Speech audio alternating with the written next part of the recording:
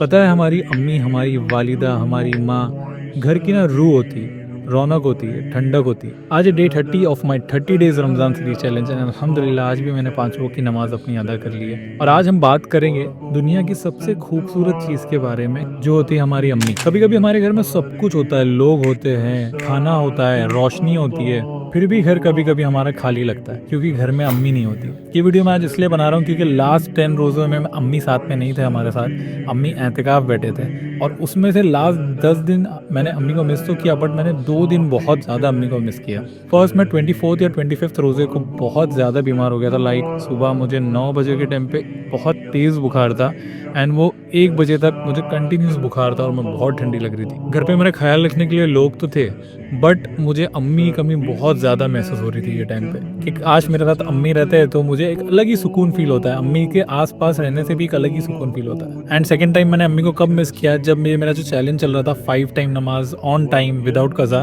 तो जो मेरी ज़ोहर की नमाज़ कज़ा हो गई थी। क्योंकि अम्मी रहते, अगर मैं सोता रहता तो अम्मी मुझे चिल्ला चिल्ला के उठाते कि हाँ बेटा ज़ोहर का टाइम हो गया, नमाज पढ़ ले। तो ये 2 टाइम मैंने अम्मी को बहुत ज़्यादा मिस किया। और ये वीडियो आज इसलिए बता रहा हूँ कि हम बहुत बार अम्मी को टेकन फॉर ग्रांटेड ले लेते हैं। उनकी लाइफ में वैल्यू क्या हमें पता नहीं चलती जब तक वो साथ में रहते हैं, बट वो अगर साथ में ना रहे ना तो हमको पता चलता है असली कमी क्या होती है। कभी आपने नोटिस किया कि अम्मी थक जाती है लेकिन हमें कभी थकने नहीं देती। खुद भूखी रह जाएंगे, वो खुद कम रोटी खा लेंगे, हाफ रोटी खा लेंगे, बट आपको कभी भूखा नहीं रहने देंगे। खुद परेशान रहेंगे बट हमें हमेशा मुस्कुरा कर ही मिलेंगे। और हम क्या करते हैं, हम कभी उनको उल्टे जवाब दे देते हैं, उन पर चिल्ला देते हैं। वो कभी कुछ हमको कहीं कोई चीज के लिए रोक टोक करते हैं तो हम उस पर भी चिल्ला देते हैं, क्योंकि हम दोस्तों में ज्यादा इन्फ्लुएंस हो गए आजकल। बट हमें ये नहीं भूलना चाहिए कि अल्लाह ताला कुरान करीम में सूरह अल इसरा में फरमाते हैं कि अपने वालिदैन के साथ एहसान करो। बेशक इसी हवाले से नबी करीम सल्लल्लाहु अलैहि वसल्लम ने हदीस में फरमाया है कि जन्नत तुम्हारे माँ के कदम के नीचे है। ये तो बात सबको ही पता है, बट इसको सीरियसली कोई नहीं लेता। सही बुखारी की एक और हदीस है जिसमें नबी करीम सल्लल्लाहु अलैहि वसल्लम से किसी ने पूछा कि सबसे ज्यादा हक किसका है। आपने फरमाया तुम्हारी माँ। फिर पूछा कि उसके बाद, फरमाया तुम्हारी माँ। फिर पूछा उसके बाद, फिर से फरमाया कि तुम्हारी माँ। तो जो 3 बार पूछा गया कि सबसे ज्यादा हक किसका, तीनों बार जवाब में यही आया